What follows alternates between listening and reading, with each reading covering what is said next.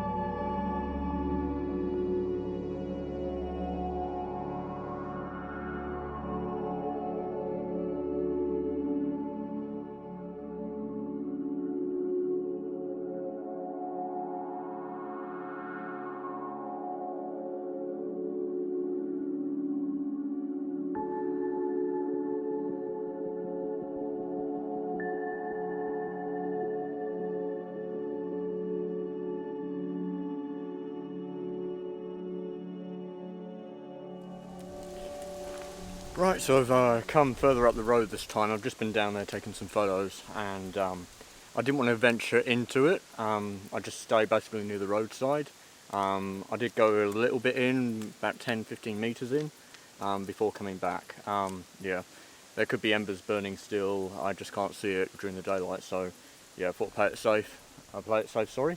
So yeah, now I've come out of the forest a little bit, and I'm shooting back down now. I've got my 150mm on. I've got a polarising filter just to remove the glare from the road, and yeah, it looks pretty nice. It's looks a bit autonomous. Not autonomous. That's robotics, isn't it? Autumn. It looks really autumn colours. So I've gone with a nice just a 6:4.5 aspect ratio, which is the standard aspect ratio for this camera. F12 to get everything in focus. Positioning the road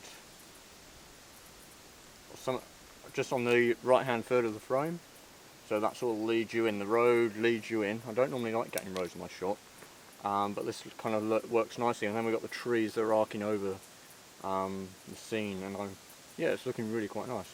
So yeah, there's no real shine on these trees, so the polarising filter is just cutting out just a smidge of it. So I'll take a shot now. I'm underexposing the scene by about a third of a stop. And I'm shooting here just behind my car because of safety. So if a car comes from that way and sees me, I'm sort of behind my car anyway. But people, and also if someone's coming towards me, they're going to more likely see the car than myself first. So that's why I'm here. I don't want to venture any further over that side of the car. Yeah, safety is number one. So yeah, this looks quite nice. There is like a little marker on the side of the road. I'm not too sure about that. Just here, it's a bit too. Just pulls your attention just a bit too much. I think probably what I'll do is in Photoshop is just clone that out a little bit, but I don't mind leaving the others in there because that gives you a sense of location and that. So yeah, I'll quickly show you what I've got on the back of the camera now. So this is the scene we're getting. So if I think that's the shot I've just taken. Camera's getting very hot out here, and I'm just getting a whiff of something that's died. Don't know what it is, but yeah. So the scene we're going for is just down here, and my camera will focus. There we go. It's a nice simple shot through there.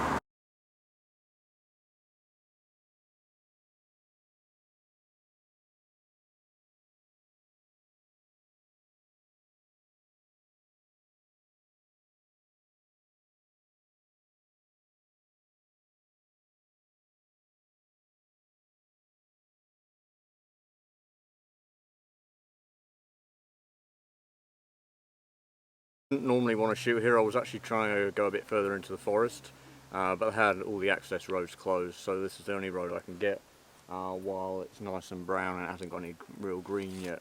But yeah, I've got a whiff of a few things that may be dead in here.